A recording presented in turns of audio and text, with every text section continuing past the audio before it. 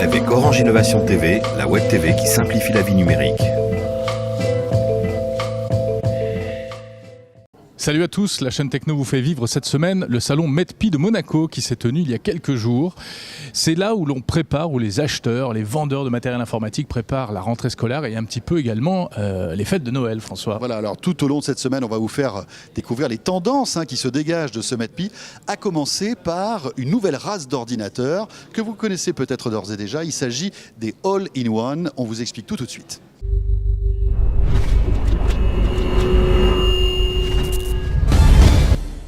Avec Byster, le mobile sert à payer. Inscrivez-vous dès maintenant sur byster.fr et achetez sur Internet en toute sérénité. Alors le all-in-one, ça veut dire, en bon français, le tout en un. Voilà. Jérôme. C'est oublier l'ordinateur avec la grosse tour qu'on planque sur le bureau, plus l'écran, etc. séparé. Là, tout est réuni et c'est vrai que ça ne date pas d'hier, François, ce concept. Effectivement, regardez à quoi ça ressemble. Ça existe depuis pas mal d'années, sauf que il semblerait, quand on pose la question aussi aux constructeurs et aux distributeurs, que ce segment est en train de produit, comme ils disent, est en train de décoller. Voilà, ça plaît de plus en plus. Alors c'est toujours un marché niche, mais il semblerait que vous soyez de plus en plus intéressé par ce genre de produit.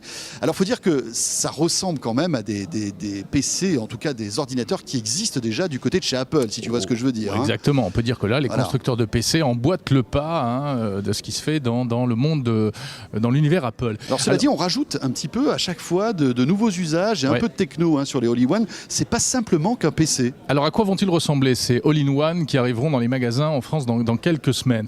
Bon, en général, un grand écran, c'est ça l'intérêt. Il faut que l'écran soit vraiment de bonne taille parce qu'on va le mettre plôt dans le salon ou on sur peut regarder la télé, par exemple. On peut regarder la télé dessus. Certains ont un décodeur, un tuner TNT à l'intérieur. Certains ont aussi une prise HDMI, ce qui permet de brancher une box opérateur ou même une console de jeu ou un lecteur DVD, etc.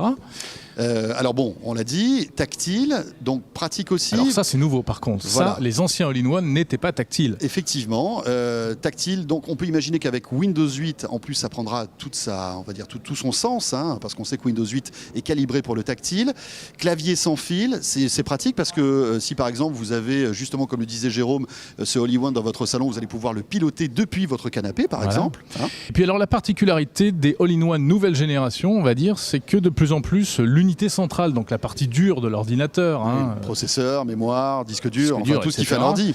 Et bien avant on mettait ça dans l'écran, maintenant les constructeurs ont tendance à mettre ça plutôt dans le pied, et ce qui fait qu'on a droit à des écrans très fins, évidemment on y gagne en esthétique. Et ça permet de faire des choses un petit peu plus, comment dirais-je, insolites. Regardez justement ce All-in-One signé Lenovo, il pivote, en fait l'écran pivote et peut aller directement à l'horizontale. Les explications justement des responsables de Lenovo. On voit un grand écran 27 pouces, on se dit c'est assez génial, il y a un clavier, une souris, donc on peut l'utiliser comme un ordinateur classique. Et alors quand on commence à s'approcher du produit, qu'on commence à l'utiliser, il y a évidemment une interface tactile qui permet justement, donc on prend le produit en main, on peut l'incliner, on peut contrôler intégralement le produit avec les doigts. En l'inclinant, l'avantage c'est que c'est une utilisation aussi beaucoup plus confortable. C'est-à-dire qu'effectivement, on pouvant poser ses mains sur le produit, effectivement, ça évite la fatigue, etc. Vous avez posé vos doigts par-dessus, soit pour taper sur le clavier virtuel, soit pour jouer, pour contrôler l'ensemble des applications photo ou vidéo. Ici, on a vraiment séparé le produit en deux. Vous avez dans le pied une carte mère avec carte graphique, avec le lecteur DVD, toute la connectique.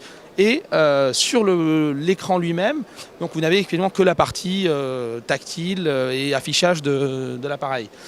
Donc en termes de connectique, c'est un produit qui est extrêmement complet parce qu'il y a que sur les sorties ou les entrées HDMI, alors vous ne l'avez pas sur ce modèle-ci, mais sur le modèle final vous l'aurez, tous les ports USB évidemment, le port de connexion casque, la sortie télé et le lecteur Blu-ray. Donc il est lancé en Windows 7.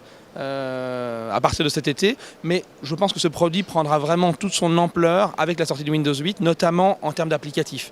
Parce qu'effectivement, c'est un monde qui est extrêmement ouvert, que celui de Windows 8 avec toutes les applications possibles.